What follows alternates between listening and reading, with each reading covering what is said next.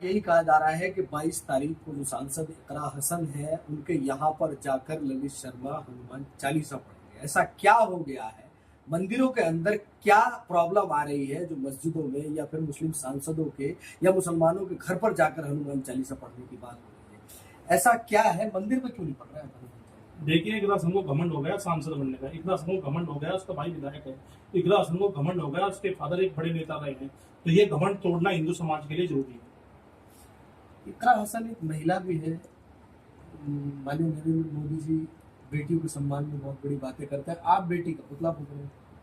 देखिए, हमने बेटी का पुतला नहीं फूका, हमने सांसद का पुतला फूका। हमने एक सोच का पुतला फूका। एक है तो महिला, एक कट्टरपंथी का पुतला फूका है। सभी के लिए महिला, अगर महिला है तो अपने घर में रहे, तो सांसद बनने की क्या जरूरत है? जब इतनी चिंता है इस समाज को महिलाओं की, तो फिर यहाँ सांसद बनने क्यों आते हैं? क्यों हमसे वोट मांगने आते हैं? हमसे वोट ना मांगे, सांसद अपनी वोटों से बन जाए। अगर इस तरह के भाषण देंगे कि नमाज रोड पर होगा, तो हिंदू रक्षक कतई बर्दाश्त नहीं करेगा। घर में घुसकर हनुमान चालीसा करना चाहता है। अगर वहां सरकार पलटी, आपको यहीं से पुलिस उठा के लेके जाए।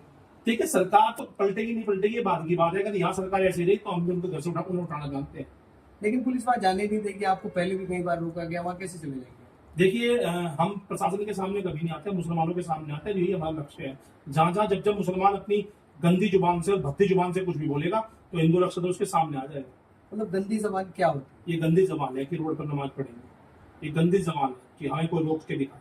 हम रोक के दिखाएंगे और हम हनुमान चालीसा करके दिखाएंगे। भाई? उन्होंने कोई गलत थोड़ी कहा, उन्होंने कहा और धर्म भी तो जो है रोड पर आते हैं। अभी आपके जो है जुलूस और ये तमाम चीजें हो रही है, तो उसके लिए तो आप कुछ नहीं कहते। देखिए, कितनी बार कहूँ मैं, ये कितनी बार बताऊंगा? किराएदार हो, किराएदार कैसे? किराएदार कहाँ है? किराएदार भाई, जो लोग, जिन लोगों को जाना था वो जा चुके, जो मुसलमानों के पुरुष थे, बड़े थे, वो चले गए।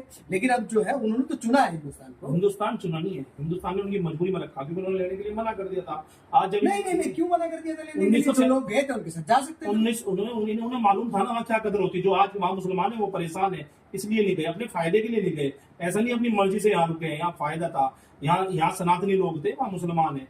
जो अफगानिस्तान से भागे हैं वो कौन थे? उनके बारे में कभी बात नहीं करते। ये जितने फिलिस्तीन के झंडे उठाते हैं, किसी ने भी एक बार राम मंदिर का झंडा उठाया है? ये जितने भी किराना में आप देखते होंगे इसमें जिहाद है, उसके भाई के द्वारा फैलाई गई है।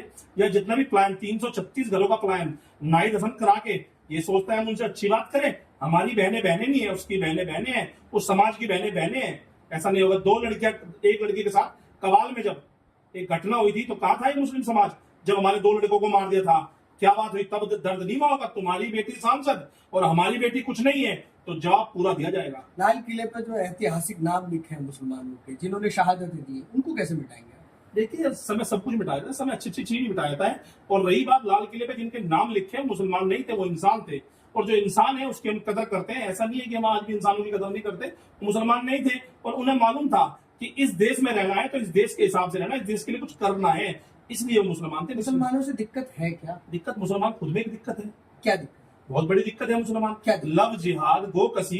नहीं, लव जिहाद वाली जो आप बात कर रहे हैं, आप समझते हैं जिहाद किसको कहा जाता है? बताइए। इस्लाम में जो है जिहाद की डेफिनेशन क्या? आप बताइए। भाई, मैं खुद भी एक मुसलमान हूँ।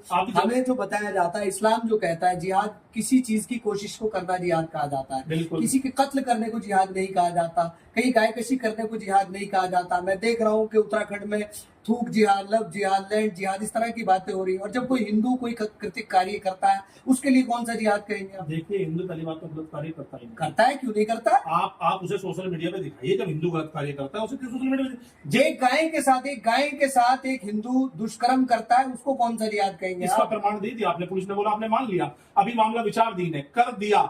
अभी मामला विचाराधीन है। आपके लोग करते हैं, गाय काटते हैं, विचाराधीन है, गाय के औजार मिलते हैं। आपने कभी सोचा है गाय के साथ जिस तरह का आप कृत्य बता रहे हो, क्या पोजीशन बनती है? पुलिस ने राजनीति के तहत एक मुकदमा लिखा और आपने तो सच मान लिया। इस तरह तो अगर मैं बोलने पाऊंगा, फिर नुपुर शर्मा की कौन सी बात गलत? तो आपका मानना यह है कि गाय के साथ दुष्कर्म उस व्यक्ति ने नहीं किया? देखिए, ये जांच का विषय। अभी पुलिस ने, न्यायालय ने उसको आरोपी नहीं बनाया है, सिर्फ अभी आरोप लगा है, आरोप सिद्ध नहीं हुआ है। जिस दिन मतलब हिंदू पे आरोप सिद्ध होगा तो तब वो आरोपी होगा, और मुसलमान का कहीं कुछ हो जाएगा तो वो आरोपी होगा। तो फिर राम मंदिर को मुसलमान क्यों नहीं मानते थे? हमारा है भाई, मान लिया उन्होंने, तो मान लिया, राम मंदिर बन गया। अरे, डंडे के दम पे माना है, ऐसे थोड़ी बाबरी मस्जिद गिराई है तब माना। नहीं, बड़े उलमाओं ने कहा है कि हम जो है, जो कोर्ट का फैसला होगा मान्य होगा, उन्होंने मान लिया। इससे पहले कोर्ट का फैसला क्यों नहीं मान रहे? इससे पहले भी कोर्ट का फैसला आया था, मथुरा पे क्यों नहीं मान रहे? क्यों नहीं मान रहे? इनको जब डंडा दिखाया जाता तभी ये मानते। मोदी के टाइम पे क्यों माने? अरे, ये तो मोदी योगी जी है, मैं फिर बता रहा। अगर गलती से हम जैसे सर फिरोगे, एक बार सरकार आ जाए तो सांस लेना बंद कर दे, इनका सांस पे टैक्स लगा दे। आप सांस पे टैक्स लगाने की बात कह रहे हैं, मुसलमान कह रहे हैं कि हम भाईचारे से रहना चाहते हैं, आप रहने क्यों नहीं दे रहे हैं यहाँ लोगों को? अभी 15 गायें नवरात्रों में कटी है, भाईचारा है। अभी भी कुछ वांटेड उसमें फरार है। हारून है, रमजान है, एक एक परिवार के 4-4 लोग 30-30 करोड़ रुपए की प्रॉपर्टी बनाते हैं विकास नगर में। क्या बात हो भाईचारे का पाटने वाले? पुलिस क्या कर रही है? सरकार आपकी, पुलिस आपकी, फिर भी खुले घूम रहे हैं। नहीं, बिल्कुल सरकार का पुलिस कार्रवाई कर रही है और सरकार भी कार्रवाई कर रही है, मगर आपके जो उलेमाए हैं जो उनको मस्जिदों में दबाए बैठे हैं, छुपाए बैठे हैं। नहीं, मस्जिदों में नहीं दबाया जाता ऐसे लोगों को। इस्लाम में ऐसे लोगों का कोई हिस्सा नहीं है जो गायों को काटते हैं। देखिए, अब आपको मैं जवाब देता हूं।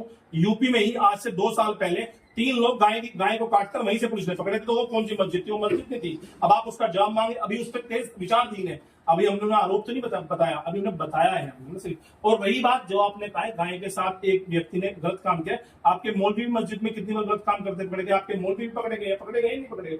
अभी मामला विचार। लेकिन गलत को गलत कहना चाहिए ना, उसे धर्म से क्यों जोड़ रहे हैं? हम धर्म से जोड़ेंगे बिल्कुल, क्योंकि क्यों हमें मुसलमान से दिक्कत है। क्या दिक्कत है? दिक्कत मुसलमान खुद में दिक्कत है। क्या दिक्कत है? दिक्कत मुसलमान जिहाद करता है। क्या होता है? जिहाद होता है? जिहाद पढ़ा कहाँ है? जिस भी कार्य को गलत किया जाता है, आपकी भाषा में होगा, हमारी भाषा में, हमारी हिंदुत्व की भाषा में जिहाद ही होता है। गाय को काटना जिहाद होता है, हमारी बेटियों को बरगलाना जिहाद। किसने बता दिया जिहाद की डेफिनेशन? ये जिहाद की डेफिनेशन हमने खुद में बनाई है। मतलब खुद ही बना लिया? बिल्कुल। यहाँ मुसलमानों को थोड़ी सब कुछ चलेगा, हमसे चलेगा जो भी चलेगा। मुसलमान को मुसलमान कहो ना, जिहाद मुसलमान है ही नहीं हमारे नजर में। जिहाद लिखा कहाँ है? कहाँ से पढ़ लिया आप? देखिए, आप मुझे ये बताइए, जिहाद कहाँ नहीं लिखा है? मुझे कॉपी भेज दीजिए कि ये जिहाद नहीं है। गलत कार्य को जिहाद कहा जाता है। कत्ल को तो जिहाद नहीं कहा जाता। बोलिए। ये आप गलत कह रहे हैं कि कत्ल करने का